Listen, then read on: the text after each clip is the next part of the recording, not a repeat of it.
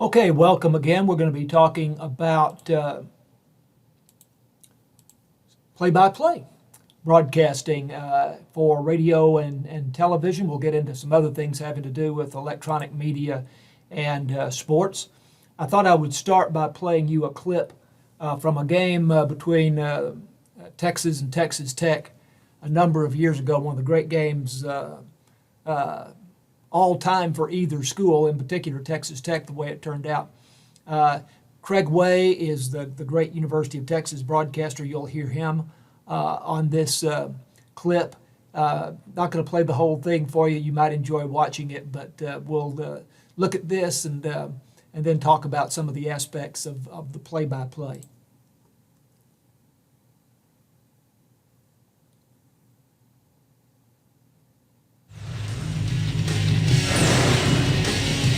Obadiah, the tailbacker, deep in the Texas end zone. First down, handoff. Obadiah is going to be brought down for a safety.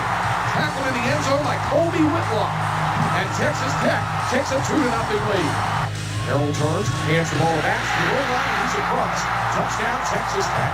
Bax takes it home. The Red Raiders have their first touchdown of the night. Two receivers split to either side. Harold is low snap, pass it. Now sets up, fires to the left side. Ball caught by Morris, and he'll score. Touchdown, Texas Tech. Eric Morris got around Curtis Brown to take it in for the score. Standing about 6 yards deep in the end zone, and Jordan Shipley back deep to receive the punt, standing at midfield. Here's the snap, and the kick is away. Shipley will settle under it. He'll field it at the Tech 45. Picks up the block. Goes wide. Trying to turn it. Or does. Here's Jordan to the 30. Down to the 20. Now a flag comes down. Shipley will score. Okay, we're going to move this up to the near the end of the game, which is an amazing finish here, and then we'll talk more about it. Oh, now being pressured, steps up, throws on the right ball, tip, intercepted, picked up, it's intercepted, the Longhorns have it, now they'll say incomplete, incomplete. Blake Gideon had it in his hands and couldn't hold it as he went down. Incomplete pass with 8 seconds to go, the ball of the 28. So Harold in the shotgun from the 28. To throw, goes to the right side for Crabtree. It's caught. He he's the one. Red Raider, unbelievable. Red Raider. Michael Crabtree is better. Michael Crabtree makes the catch of the 5, breaks the tackle and scores. There's still 1 second on the clock, but Texas Tech, unbelievable, Michael Crabtree. Okay, we'll stop it there. And again, you might like to watch that whole clip. Most of you, I think, are too young to remember that. That was in 2008, so it's been a while now, but one of the great games ever in the Big 12, and great come-from-behind win for Texas Tech. So that's mostly Craig Way with the University of Texas radio broadcast there. So a few points about football play-by-play, and we're mainly here talking about radio. If you can do radio, you can do television, and I'll explain that in a moment. But in any broadcasting that you do, and this is not just sports broadcasting, but all broadcasting, and we've talked about this in other conversations, keep the listeners in mind, keep the audience in mind. You are always trying to perform and please, perform for and please an audience. In radio in particular, broadcasting sports for the radio, they cannot see what you can see. You are their eyes. So you have to provide every bit of information that they are able to have about the game. Now, these days they might be listening on radio and watching on television or watching a stream of the broadcast. That is possible, but you can't take that for granted. Television play-by-play requires fewer words and less description because the viewers can see for themselves. So it's quite different from radio, but most people who do television play-by-play started in radio. And if you could do the more descriptive, more demanding radio play-by-play, then almost certainly you could do television with just some minor adjustments.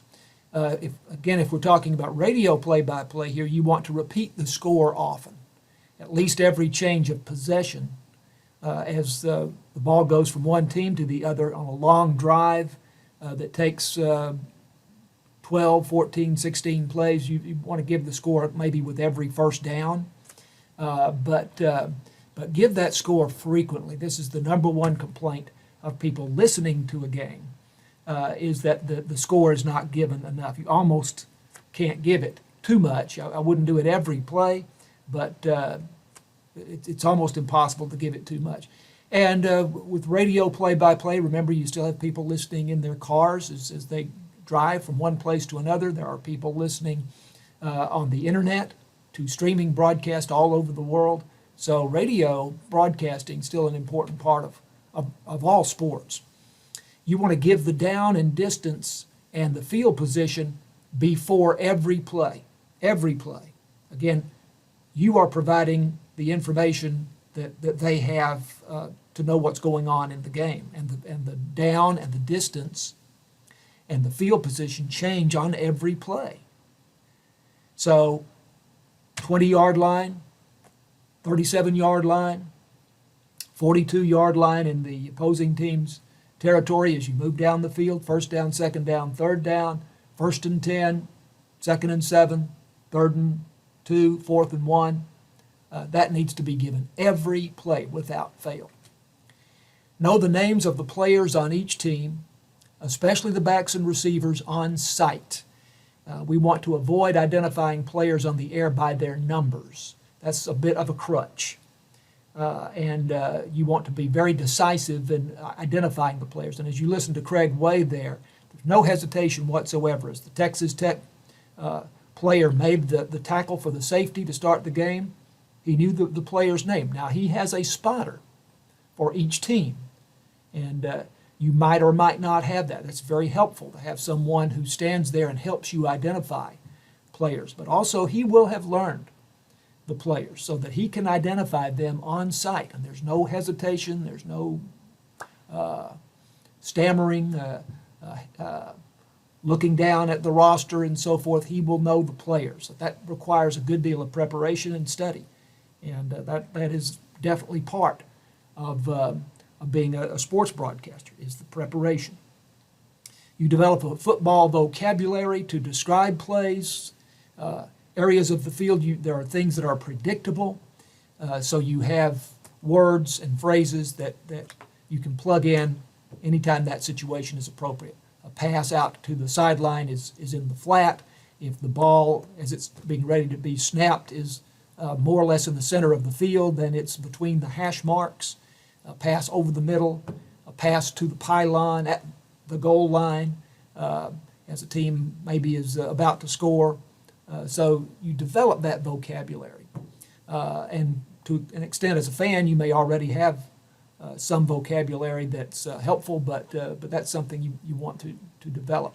I have a link there to some play-by-play that Kevin Jeffries and I did several years ago for KETR and doing high school football, and you might want to give a listen to that and see if I know what I'm talking about. So I'm going to not go over every one of these in this video. You can look at this on your own via MyLeo 2DL and give it some more consideration. One thing I do want to emphasize, though, study established play-by-play broadcasters and learn from them if you're interested in doing this, or if you're just interested in sports and broadcasting. It's interesting to listen to these guys and take note of how they do what they do.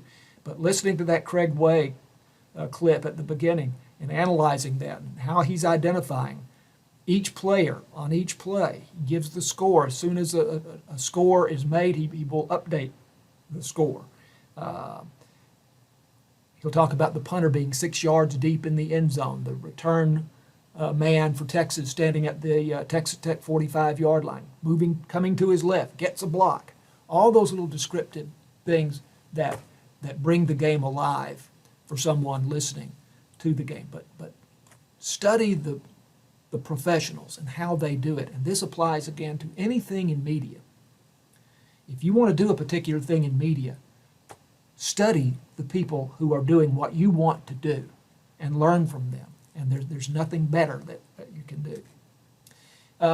Video, of course, is an important part of media, without a doubt, and it almost goes without saying.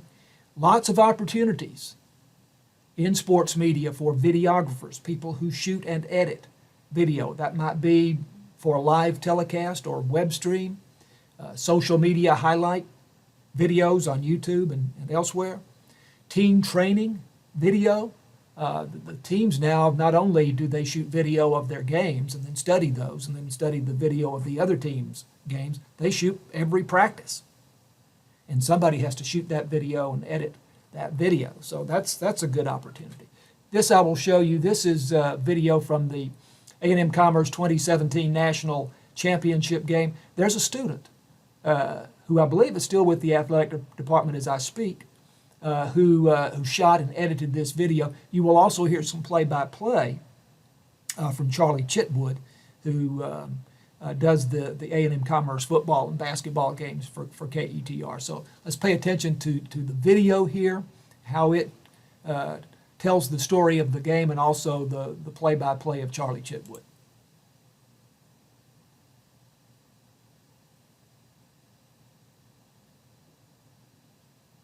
Guys, this is it. This is it. You've earned this right. Okay? Everybody in this room has earned this right to be here.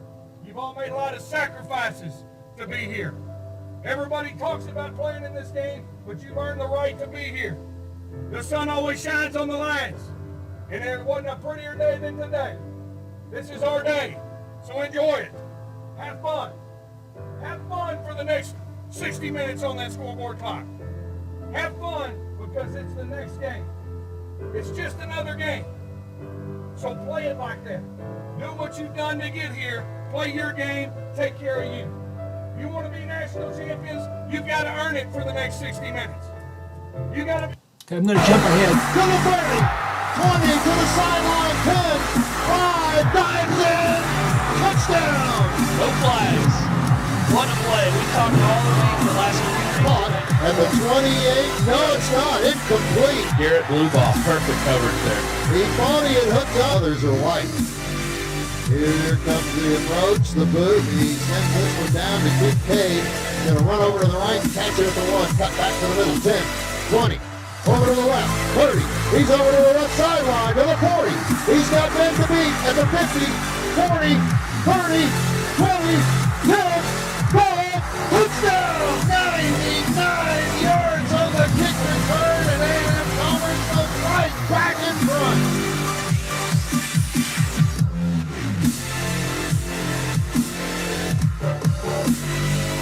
Has a little room on the right, throws on the road, it's picked off at the 47-yard line. On the return inside the 40.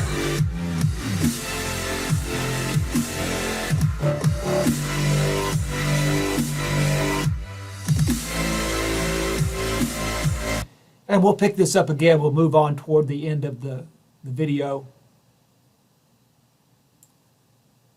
Division II champions, the A&M Commerce Lions. Kobe Cardinal with a national championship in his 5th year as a head coach. And he has turned this program all the way around. And Brock is a pretty good place to be. Unbelievable. The slogan all year has been to the top. Well, they're there. There's no place higher. Fireworks going off. Everybody getting to have fun. Boy, this is just unbelievable. Okay, we'll pause it there, and again, you might like to watch that entire video, but the play-by-play you were hearing there was radio play-by-play on KETR radio, and then the video was shot and edited by a student. And I suggest, again, if you're interested in a career in sports media, that you volunteer with the athletic department here. And they stream all of the home games: football, basketball, soccer, volleyball, softball. And the football and basketball are usually the KETR play-by-play, but volleyball, soccer, softball, you might very well have the opportunity to develop your play-by-play skills doing those web streams, and then also to shoot video for all of the games and contribute to the social media video that the athletic department produces.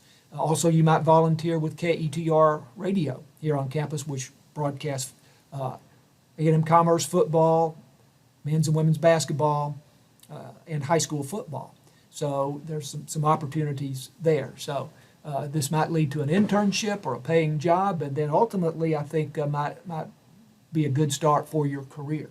So there's some opportunities here that would allow you to do some things that I think would be fun for you if you enjoy sports and you enjoy media, and would provide you with a good start. So we're going to talk a little bit about basketball here as well, and I'll start by showing you a clip from the Dallas Mavericks 2011 NBA championship season. This is the end of the championship game against Miami, and Chuck Cooperstein is the Mavericks play-by-play broadcaster.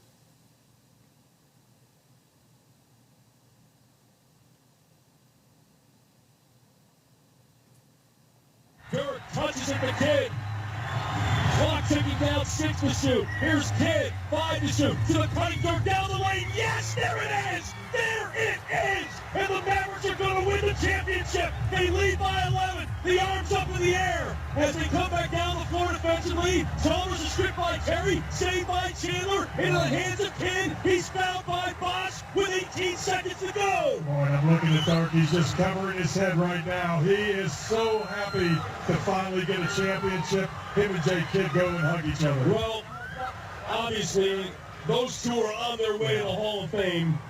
And, you know, there are those who say that championships are all that matter. I don't know that this championship is going to define the careers of Dirk Nowitzki and Jason Kidd, but it's certainly a cherry on top of a very delicious sundae. For both of these guys, class act, guys that worked hard, deserve to have a championship ring. 104-92.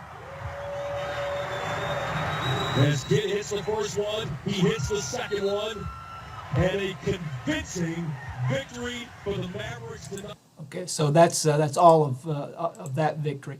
A lot of, or that's all of that video. Again, learn to recognize the players on both teams on site, and don't depend on looking down at the roster. This requires some preparation. It's a little bit easier in basketball than football for a variety of reasons. One is there are fewer players. Also, you are typically closer to the players. You can identify them not only by a number, but also by their face and body type and so on.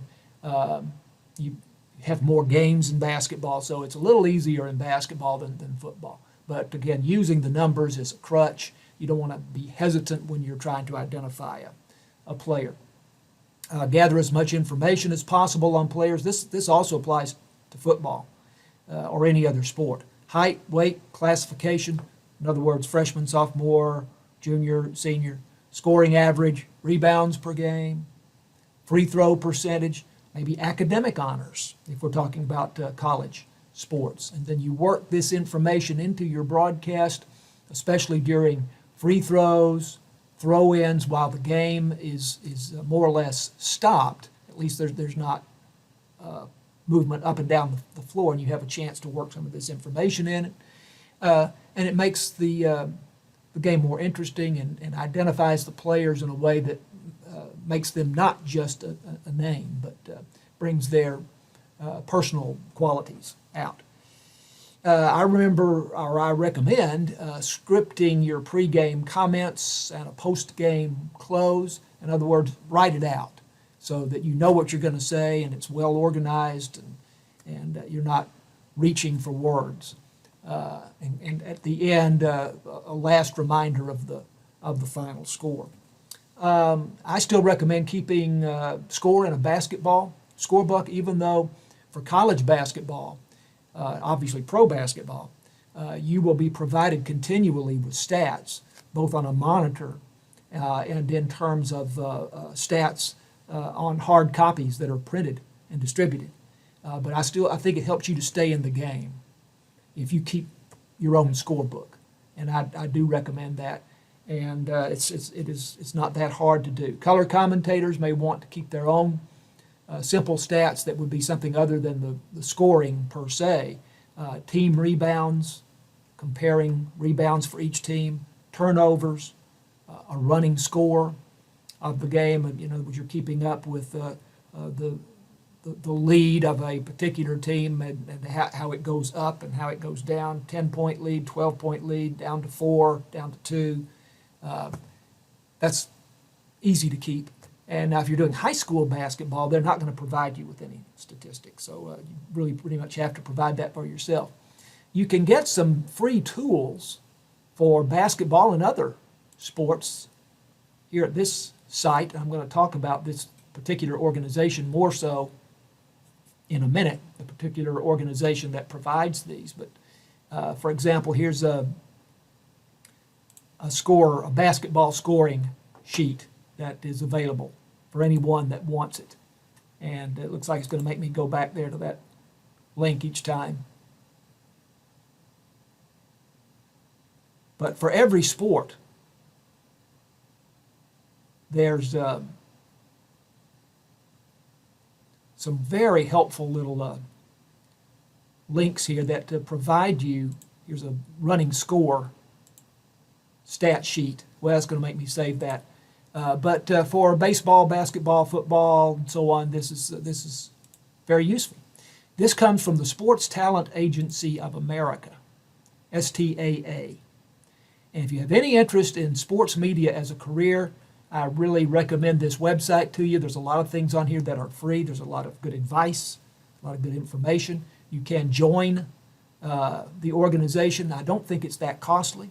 I think that's a terrific thing to do if you have an interest in sports media. There you see, I don't know what over what period of time, but 1,150 sportscasting jobs accepted by STAA members, hired by many of these employers indicated here. So there's a lot of good information here. This is a very useful website if you're interested in sports media. So I'm not going to go over all of these items line by line. Again, this outline is available to you on my Leo 2DL. You do want to develop a vocabulary of words in basketball as in football to describe the position of the ball on the court, on the baseline, player driving into the paint, top of the key, post player down low on the block, guard or forward outside the three-point arc. And here's, again, from STAA, here's a great list of descriptive terms to use in broadcasting basketball games. And a lot of these might be familiar to you, but others might not be. And you can develop your vocabulary. And you have language that is very descriptive and not repetitive, and you're always throwing in something that's new and fresh. And so you try to develop that as a sports broadcaster and as a basketball broadcaster. When the game is moving fast, you can't describe every single action on the court. It's just, you can't speak that fast, and the listener can't listen that fast. So you may have to leave out some things that are happening while the ball is in transition, and then jump to the end of the play, whatever it might be at the end, a big slam dunk or a three-pointer or even a block shot. But you can't always describe every single action, every single movement of the ball on the court in basketball. Along the same lines, it's not always necessary to speak in full sentences, really in any sport, but in particular in basketball. So it might be Davis between the circles, right side to Jones, to Richards on the block, spin, shoots, no good, off the glass, rebound to Smith. One thing I would say also, it's good to attach a team name to the player name. Most of the time, maybe even in professional basketball, the fans are not going to be familiar with every single name on every team. And so to say Smith makes the rebound for Angelo State, or Davis makes the rebound for A&M Commerce, to attach the name to the team is a good thing. Otherwise, it just gets to be a jumble of names. And you really can't keep up with which team has the ball, which team scored, which team just rebounded. So to put the player name with the team is an important thing in basketball. So we'll let it go at that. Again, there's some other things you can look at on your own here. As far as the test is concerned, I will mostly limit myself to things I've talked about. But this is a great occupation, and there's a lot of opportunity in sports media, not just for announcers, but also, as we say, in video and production and so on. I do highly recommend that you try to get some experience while you're in college, and the athletic department and the communications office there is a great place to go for that, and by all means volunteer. KETR also as a volunteer would be a useful thing for you. Okay, so thanks, and we'll see you next time.